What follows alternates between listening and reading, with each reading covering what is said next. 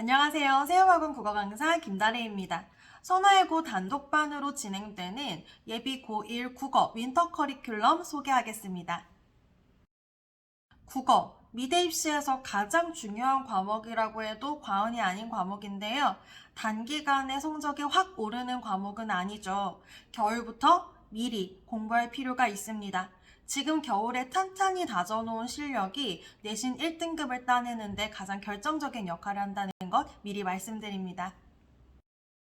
고등학교 국어의 세 가지 영역, 문학, 문법, 비문학의 토대를 다지는 3개월간의 트레이닝 과정입니다. 일단 문학은요, 현대문학과 고전문학의 기본기를 다질 겁니다. 현대문학의 기본기는 문학 개념어와 고등 필수 작품이라고 보실 수 있고요. 고전문학의 기본기는 유형별 시조를 익히는 것입니다.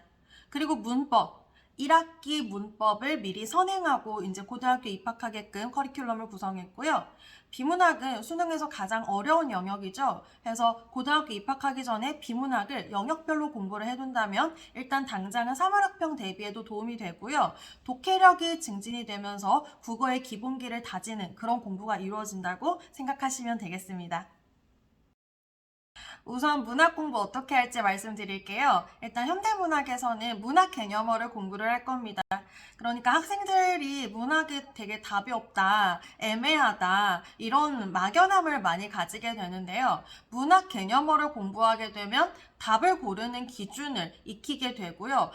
이게 정말 기준이 있고 근거가 있는 상태에서 답을 고르는 거구나를 학습을 하기 때문에 문학 공부에 자신감이 붙게 됩니다. 특히 선화예고 국어 내신 같은 경우에는 이 1등급을 가르는 킬러 문제가 문학 개념어에 대한 학습이 기반이 되어야지 풀 수 있게끔 문제가 출제되기 때문에 수능 문학은 물론이거니와 선화예고 학생들이 내신 공부를 하는 데에도 입학하기 전에 반드시 공부를 해야 하는 그런 영역이라고 생각을 하시면 되겠고요. 저희 이제 문학개념어 교재, 문학철도 999라는 교재가 있습니다. 수능 학력평가 기출문제 중에서 이 선택지들을 통계적으로 분류해서 실전에 맞게 훈련을 할 수 있게끔 하는 그런 교재로, 자체 제작 교재로 아이들과 함께 공부를 진행을 할 것이고요. 고전문학은 유형별 시조를 배우게 될 겁니다. 현대문학의 기본기가 문학 개념어를 배우는 것이라면 고전문학의 기본기는 시조를 배우는 건데요. 특히 고전시가의 공부의 흐름이 시조를 먼저 배우고 그 다음에 가사를 배우는 것이 맞습니다. 왜냐하면 시조는 3줄짜리 짧은 노래고요. 가사는 긴 노래이기 때문에 그렇습니다. 특히 선화예고 같은 경우에는 2학기에 관동별곡이라는 아주 긴 가사 작품이 내신에 들어갑니다. 그래서 1학년 여름방학 는 가사 공부를 그냥 반드시 해야 된다고 생각을 하시면 될 것 같아요. 그래서 여름방학에 가사 공부를 제대로 하고 그리고 2학기에 관동별곡으로 넘어가기 전에 시조 공부를 미리 탄탄히 해놓는다면 이게 흐름에 맞는 공부를 진행한다고 생각을 하시면 되겠습니다. 그래서 수능과 내신 모두에 효과적인 그런 공부가 이루어질 것으로 말씀을 드릴 수 있을 것 같아요. 둘째, 문법 말씀드릴게요. 중학교 이제 졸업하고 고등학교 딱 와서 국어 공부를 하게 됐을 때 중학교 공부에 비해서 고등학교 공부가 진짜 어렵구나를 정말 확 체감하게 되는 영역이 바로 문법입니다. 학생들이 너무 어렵게 느끼기 때문에 1등급을 가르는 영역이라고 생각을 하셔도 좋을 것 같아요.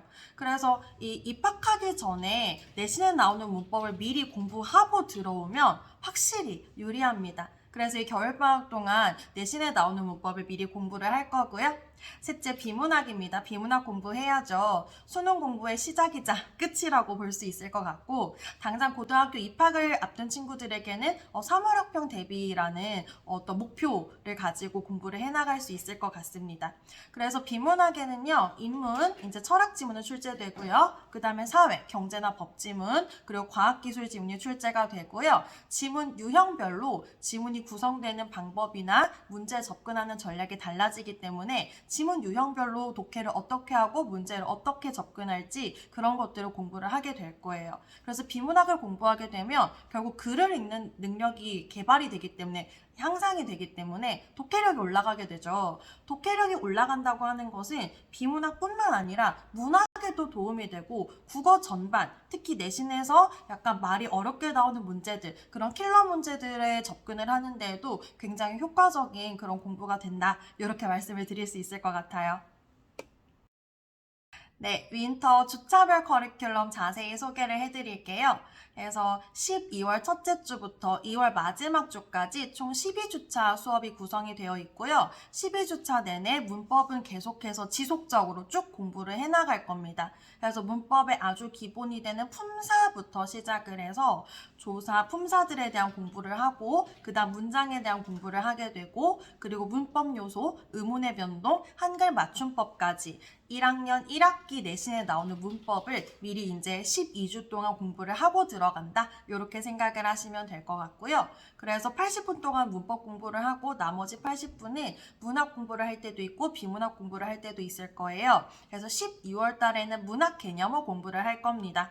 그리고 1월로 넘어가게 되면은 비문학을 이제 영역별로 같이 공부를 하게 될 거고요. 그리고 2월로 넘어가게 되면 유형별로 필수 시조를 공부하는 것으로 커리큘럼 구성이 되어 있습니다. 수업 시간 토요일 오전 10시입니다. 10시부터 1시까지 3시간 동안 국어 수업이 진행이 되고요. 윈터 기간 끝난 다음에 이제 학교에 입학하고 학기가 시작되어도 이 시간대는 변동이 없습니다. 그래서 3월 중반부터는 중간고사 내신 대비가 시작이 될 텐데요. 그것도 토요일 10시에 계속 이제 수업이 될 거고요. 중간고사 끝나고 나면은 수능 수업 계속 토요일 10시에 진행이 될 겁니다. 그래서 1년 내내 시간대에 변동 없이 토요일 10시부터 1시까지는 선화예고를 위한 국어 수업이 계속해서 진행이 된다고 생각을 하시면 될 것 같습니다. 수업 구성 및 과제를 좀 봐주시면요. 과제 설명을 좀 드릴게요. 일단 수업 들은 것에 대한 복습 과제가 나갈 거고요. 그 다음에 어휘. 지금 이제 고등학교 입학 전에는 특히 어휘 공부를 조금 열심히 시키려고 해요. 학생들의 어휘력이 많이 떨어져 있는 상황이고 어휘력이 결국에는 국어 시험의 어떤 관건이기 때문에 학습 도구어 사실 2,400개가 있는데 그 중에서 정말 필요한 400개의 단어를 골라서 학생들과 같이 겨울에 공부를 할 예정입니다. 그리고 이제 입학을 하게 되면 아무래도 3월 학평을 보게 되잖아요. 그걸 대비해서 모의고사가 매주 한 세트씩 나갈 거예요. 그래서 이제 모의고사에 대한 대비 또 이제 진행이 될 예정입니다. 그리고 이제 클리닉 말씀을 드릴게요. 이제 토요일 날 보는 수업이 있고요. 목요일 날 저녁에 클리닉을 진행을 할 겁니다. 좀 문법을 집중해서 클리닉을 진행을 할 거고요.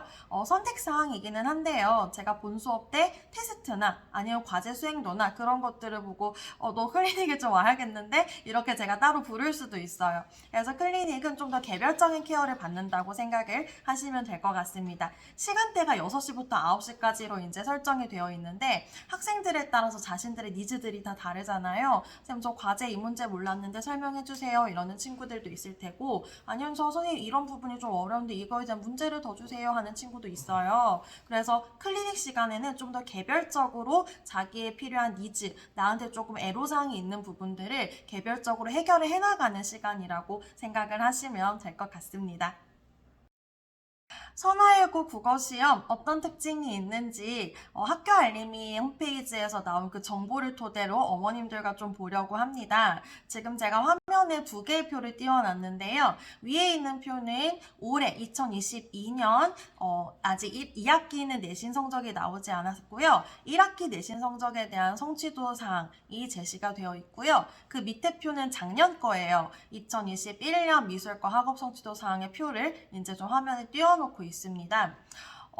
작년 거를 좀 먼저 볼까요? 작년 거 지금 제가 이렇게 볼드 표시해 놨는데요. 일단 평균을 좀 볼게요. 평균을 보게 되면 다른 교과목, 지금 세 단위가 들어가는 되게 주요 교과목 중에서 국어가 평균이 작년에 제일 높았습니다. 그리고 위로 올라오시게 되면은 올해 표에서는 통합사회 다음으로 지금 국어 평균이 높죠. 그러니까 평균이 높은 과목이구나 라고 하는 게 눈에 보이고요.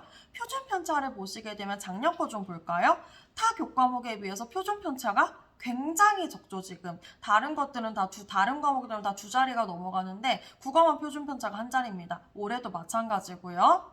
그 다음에 성취도 분포 비율을 보게 되면 또 국어의 특징적인 부분이 있어요. 지금 작년 표를 보시게 되면 A가 22.5%, B가 42.5%에서 거의 65% 가까운 학생들이 A와 B의 분포가 되어 있고요. 지금 올해로 오게 되면 조금 많이 떨어졌어요. A 비율이 좀 작아졌고 B의 거의 절반에 가까운 학생들이 B의 성취도에 지금 분포가 되어 있는 걸 확인하실 수 있습니다. 이 표를 좀 해석을 해드릴까 해요. 일단 타 교과목에 비해서 선화외고 국어가 유난히 평균이 높았습니다. 평균이 높았다고 하는 것은 시험 난이도가 사실은 그다지 높지 않다는 걸 뜻하기도 합니다. 난이도가 높지 않다고 말할 수도 있겠지만 많은 학생들이 열심히 하는 과목이기 때문에 또 평균이 높다라고 볼 수 있을 것 같아요. 그러면 평균이 이렇게 높고 시험은 좀 무난한 시험이니까 좀 유리하지 않나요? 라고 생각을 하실 수도 있겠지만 학생들이랑 같이 공부를 하고 성적을 받아보는 제 입장에서는 아니요, 그렇지 않아요, 이렇게 말씀을 드릴 수 있을 것 같아요. 좀 무난한 시험, 비교적 어렵지 않은 시험일수록 아주 작은 실수가 큰 타격으로 돌아오는 시험이기 때문에 이렇게 친구들과 경쟁을 해서 등급을 따야 하는 상대평가 체제에서는 학생들을 더 어렵게 하는 시험이라고도 볼 수 있겠습니다. 두 번째, 평균이 작년에 비해서 좀 낮아졌었죠. 그건 무슨 소리냐? 시험이 좀 어려워지고 있는 추세다, 이렇게 생각하시면 될 것 같고요. 지금 이 동영상을 찍고 어머님들께 말씀드리는 시점은 아직 우리 아이들이 2학기 기말고사를 채 치르지 않은 상황인데요. 2학기 중간고사 공부하고 이제 기말고사를 앞두고 있는 제 입장에서는 1학기보다 또 국어시험이 점점 어려워지고 있는 것을 체감하고 있습니다. 작년보다 올해 1학기가, 올해 1학기보다 올해 2학기가 점점 어려워지고 있는 걸 지금 현장에서 체감을 하고 있고요. 이런 추세라면 내년에는 국어시험이 조금 계속 어려워지는 추세가 아닐까, 좀 이런 예측을 저는 하고 있습니다. 이렇게 시험이 조금 어려워지게 되면은요, 뭐가 어려워지냐면 결국에는 교과서 외의 범위, 지금 같은 경우에는 이제 마더텅 비문학 부교재가 들어가 있어요. 그래서 교과서 외의 범위가 많아진다는 걸 뜻한다고 생각을 하시면 되고요. 이건 결국에는 아이들의 학습 부담이 높아지겠구나, 이렇게 좀 생각을 해주셔야 되겠습니다. 그리고 이제 표준편차 얘기를 하면은 다른 과목에서 표준편차가 국어만 한 자리대였잖아요. 그래서 표준편차가 작다라고 하는 것은 학생들의 분포가 퍼져 있는 게 아니라 한국어에 굉장히 몰려 있다는 걸 뜻하고요. 아까 그 성취도가 A, B 혹은 B에 지금 엄청 이렇게 막 몰려 있다고 하는 것은 80점대 학생들이 다닥다닥다닥 이렇게 붙어 있다는 걸 뜻합니다. 여기를 뚫고 나가야 1등급을 받을 수 있다는 걸 이제 생각을 하셔야 될 것 같습니다. 그럼 국어시험 이제 시험 문제 자체에 좀 어떤 특징이 있는지 말씀을 드리고 같이 문제를 보려고 합니다. 일단 시험 범위는 타 학교에 비해서 좀 무난한 편이에요. 소단원 5개 전후로 시험 범위가 들어가고 있기 때문에 범위가 뭐 되게 많지는 않습니다. 그리고 시험 난이도는 중상 정도 생각을 하시면 되고요. 비교적 무난하게 출제되는 편이에요.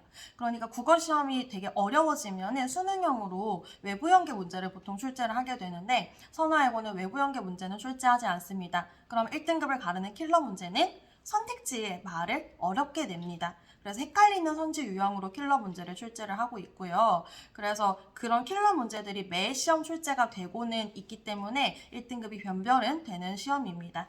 그래서 시험이 막 아주 어렵습니다, 이렇게 말씀드리진 않지만요. 다소 학교 선생님의 주관이 조금 강하게 반영된 국어 문제가 출제가 되고 있기 때문에 학교 선생님의 어떤 출제 경향을 잘 파악하고 그에 맞추어서 국어 대신 대비가 필요한 그런 학교 시험이 출제가 되고 있습니다. 이렇게 설명을 드릴 수 있을 것 같아요. 네, 그러면 이제 학교 시험 문제 좀 보여드리면서 설명을 드려볼게요. 첫 번째 이제 보기 문제를 제가 띄워놨는데, 문제를 보시면은 발문 있고 그 밑에 보기가 아주 뚱뚱하게 있잖아요. 이런 보기 문제는 수능 문학에서도 되게 3점짜리 문제로 출제가 됩니다. 보기 문제가 어려운 이유는 학생들이 이 문학작품, 지문으로 제시된 문학작품 외에 문제에 있는 이 보기까지 소화를 해야 되기 때문에 학생들이 낯선 글을 해독해내야 되는 능력이 필요하고요. 이걸 내가 배운 이 작품에 적용시켜야 되는 능력이 필요하기 때문에 좀 아주 고도의 사고력이나 추론력, 이런 것들이 필요한 그런 문제 유형이라고 생각을 하시면 될 것 같아요. 선화외고는 이런 보기 문제 유형을 통해서 좀 어렵게 킬러 문제를 출제하고 있습니다. 둘째, 추상적 어휘 문학 개념을 활용한 선택지를 통해서도 시험 문제를 어렵게 내는데요. 지금 제가 4번 문제랑 9번 문제 두 문제를 가지고 왔거든요. 4번 문제 2번 선택지를 보시면 화자가 상념을 발산하는 공간이고, 상념을 발산한다, 이런 추상적인 용어들이 아직 고등학교 1학년 아이들에게는 어려운 거예요. 고3 가서도 어려워하는 친구들 많습니다. 3번 선택지에 뭐 주관적 인식을 제시한 공간, 내면을 응시하는 공간, 이런 어떤 추상화되어 있는 그런 단어들을 학생들이 어렵게 느끼고 그걸 학교 선생님도 아시기 때문에 저런 용어를 활용해서 문제를 출제를 하시고요. 그 다음에 9번 문제 같은 거 보시게 되면은 1번 선택지에 요약적 제시, 2번 선택지에 인물의 감정을 드러낸다. 그리고 4번 선택지에 사건을 빠르게 진행한다. 이런 식의 문학 용어나 문학 개념 이런 것들이 제대로 정립이 되어 있어야지 풀 수 있는 문제가 출제가 되고 있습니다. 저런 것들이 선호하고 국어시험에서 어려운 문제구나 이렇게 좀 보시면 될 것 같습니다. 그리고 문법 문제인데요. 문법 문제는 수능 혹은 학력평가 기출문제를 변형해서 출제를 하고 계세요. 프린트 자체를 이제 기출문제를 주고 계시고 그 안에서 변형해서 문제를 출제를 하고 있으시기 때문에 내신문법 할 때에도 그 예를 들어서 1학기 중간고사에는 통사론, 이게 높임 표현, 높임 시제, 피동, 인용이라고 통사론이 이제 시험 범위에 들어가게 됩니다. 그럼 관련되어 있는 고 1, 2, 3 수능 합평 기출문제를 반드시 풀어서 내 것으로 소화한 다음에 이제 시험을 보러 가야 되거든요. 그래서 여기 제가 지금 화면에 띄워놓은 건 의문의 변동에 해당하는 문제였는데 왼쪽에 있는 것이 지금 우리 선화예고 올해 기출문제고요. 오른쪽에 그 3이라고 되어 있는 그 2020년 고3 9월 학력평가 문제가 모의고사 문제가 이제 고3 모고 문제가 있죠. 그래서 지금 거의 유사한 내용이 출제가 되고 있어서 문법은 수능 합평 기출문제를 잘 공부를 해야 되는구나 이렇게 생각을 하시면 될 것 같습니다. 네, 그러면 이제 선화예고 국어 내신 어떻게 출제되는지 알았고 그래서 대비를 어떻게 하는데? 라는 생각을 하실 것 같아요. 제가 5가지 솔루션을 말씀드리겠습니다. 첫 번째, 우리 학교 기출의 경향이 분명히 있습니다. 뭐 예를 들어서 아까 외부 연계 문제는 출제가 안 된다고 했었잖아요. 이제 그런 것들은 빼고 우리 학교 문제 보기 문제나 까다로운 선택지 있다고 말씀드렸잖아요. 그런 문제들 위주로 문제집을 구성해서 단계별로 학습 과제를 제시를 하고 있고요. 두 번째, 이 결국에는 까다로운 선택지로 킬러 문제를 내기 때문에 OX 퀴즈 자료를 통해서 아이들의 그런 문제에 대한 대비를 지금 진행을 해주고 있습니다. 그 다음 세 번째, 외울 건 확실히 외우고 들어가야죠. 이 예고 학생들이 이해에서 그치는 경우가 너무 많아요. 이렇게 계속 보다 보면 이해가 되겠지? 그러니까 확실히 꼭꼭 외우는 그런 공부 습관이 잘 안 들어 있어서 이거는 제가 선화예고에서 특히 좀 이렇게 강조하는 공부입니다. 외울 건 확실하게 외우고 뒤에 시험에 들어가게끔 암기 자료를 이제 만들고 학생들을 훈련시키고 있고요. 그 다음 문법은 아까 보여드렸다시피 우리 학교 시험이 수능합평 문제 변형해서 내니까 우리 공부 어떻게 해? 수능합평 문제 변형한 거 충분히 공부하고 들어가자 이렇게 공부를 하고 있고요. 그 다음 비문학이 이제 부교재라든지 시험 범위에 들어가고 있습니다. 그에 대한 대비까지 철저히 하고 있다는 점 말씀드릴 수 있을 것 같아요.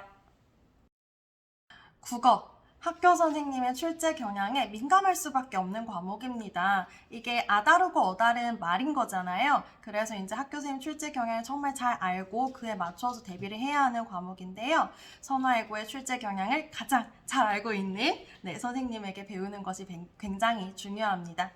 그리고 학교에서 어떤 시기에 무엇을 배우는지 정확하게 알아야지 시기별로 학교에서 이 부분이 누락되었는데 이거를 공부를 해야 되겠구나. 아니면 다음에 이걸 공부할 거니까 지금 이거 미리 공부하고 들어가야 되겠구나. 시기별로 가장 필요하고 효율적인 공부 커리큘럼을 제공받을 수 있습니다. 선화예고의 3년 동안의 국어의 흐름을 가장 잘 알고 있다고 말씀을 드릴 수 있을 것 같고요. 학생들의 성장에 대한 믿음으로 지치지 않는 에너지로 아이들 잘 끌고 가겠습니다. 믿고 맡겨주시면 열심히 가르쳐 보도록 하겠습니다. 김다래 강사였습니다. 감사합니다.